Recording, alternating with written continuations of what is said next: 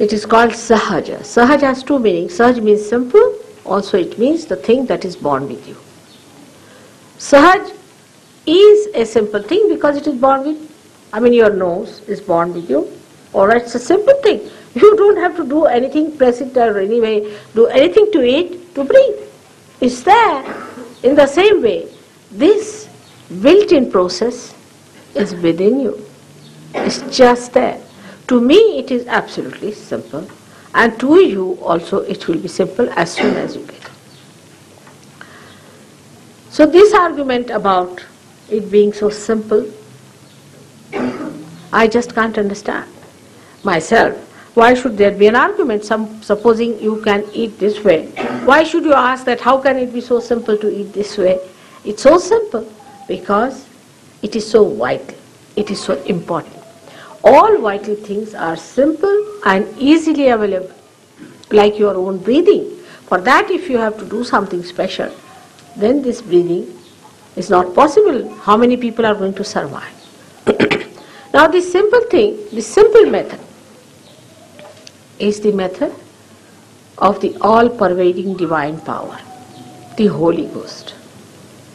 This all-pervading divine power is the Shakti, the primordial power that works it out. Do we realize how the Shakti works otherwise? Are we ever watching a flower becoming a fruit?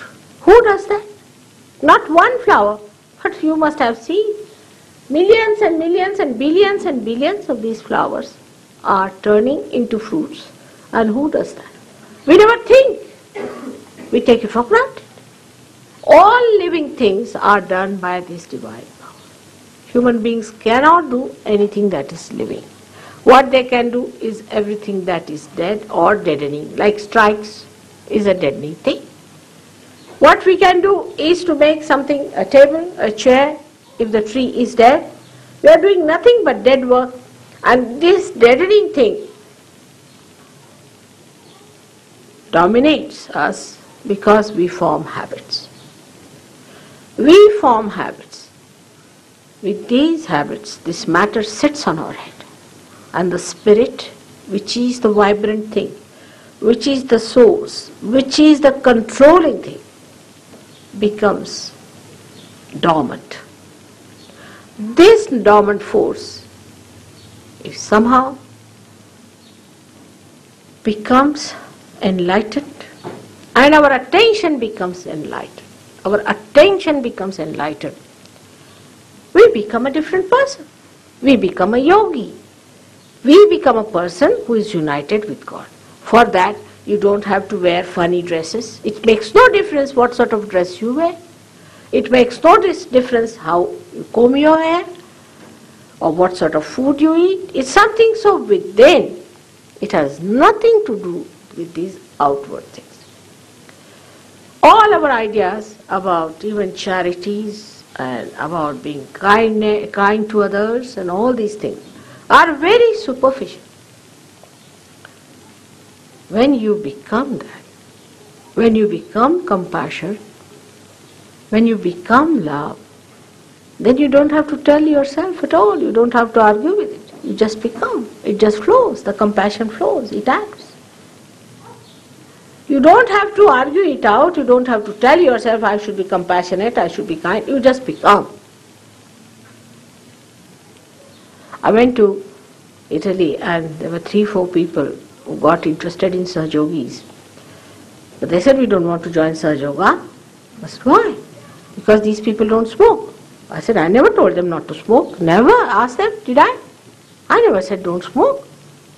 I just asked them, do you smoke? Do you smoke, or you have given up smoking, or your mother has forced you not to smoke? They said nothing of the kind. We used to smoke packets of cigarettes, we used to drink, we were drug addicts. But something happened to us, we just gave up, we don't know how. So simple. Mother never told us. We just became like that. What is there to tell? I mean, once you have found it, once you have seen the light, you are not bothered. Supposing you see a rope here, You might be frightened. You might think it's a snake because there's no light, you can't see. You might be running helter-skelter, the whole house might be upside down. But once the light is there, so it's a rope, all right. So all the fears drop out because you have seen it. All the pressures drop out. All the hang-ups, they drop out. Whatever is abnormal drops out and you become an absolutely a normal person. Absolutely a normal person.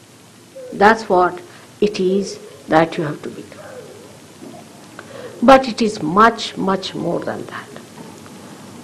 This is not only that you get your physical fitness. Many people have been cured. They must have told you that cancer is cured. Yes, true, cancer is cured. Many diseases are cured. Mental cases are cured. If you have been to horrible gurus, you get cured. All these things happen. But that's not the end of it. This is just the redeeming part of it. The redeeming part is that you are redeemed of all these physical, mental, emotional problems. But the another part of it is that you yourself get the power. You become the prophets. The men of God will become prophets. That's what your great poet William Blake had said. The men of God will become prophets and they will have power to make others prophet. This is the sign. He has given you the sign. You become prophets. That means you get the power to do all this yourself. Every individual can do it. Even small children can do it. Even a little Olympia can do it. When you become the prophet, you also know everything about it, what you are doing, how you have to do it, how to raise the Kundalini, how to cross all the different centers which are sick, how to keep it there. You become absolutely the master. Now the prophets were, we can say, like William Blake was a prophet, all right. He was a seer. He saw this future. He's mentioned everything that was going to happen to Sahaja, no doubt. I don't know how many are aware of it. Most of them thought he was a lunatic. They couldn't believe him. When he talked of all these things, that Jerusalem is going to be established in England's pasture land. Nobody could believe this, it must be mad. But time has come.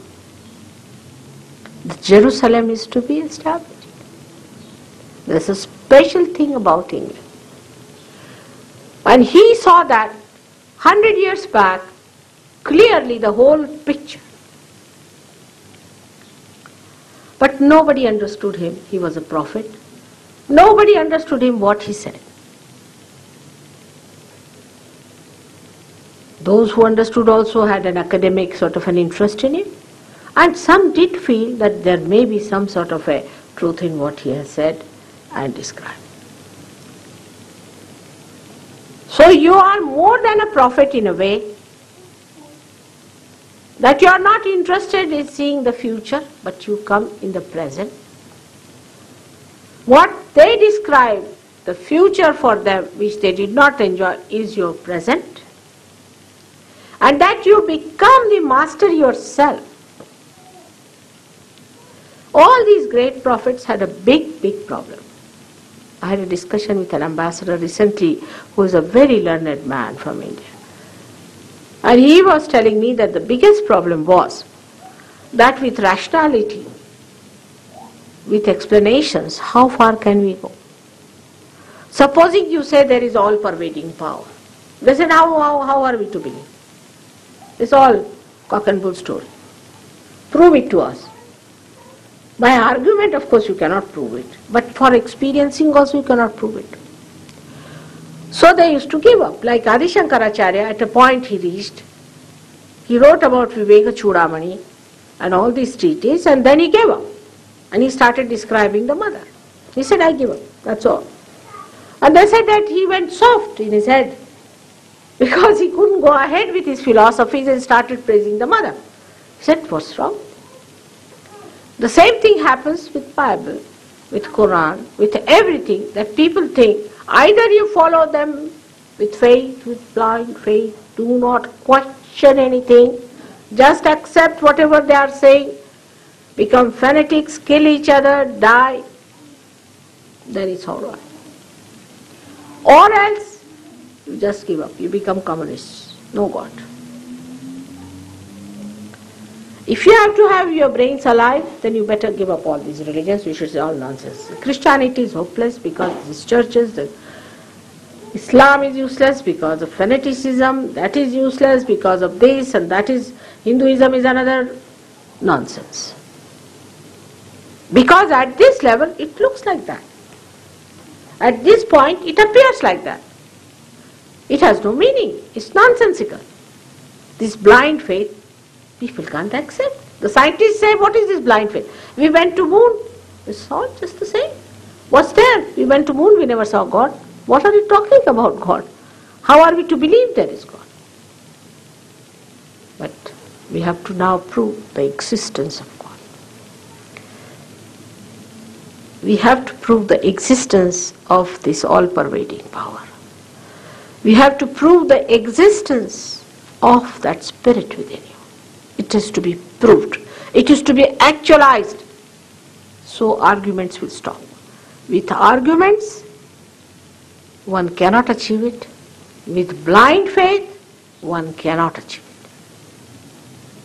it. Rationality cannot take it there, or this emotional adherence will not take you there.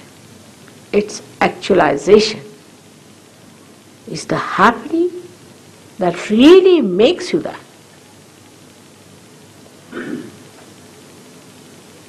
The reality that is actually expressing within your central nervous system. That is the one is going to convince. But it is not for conviction. For example, if you are not convinced, the divine is not interested.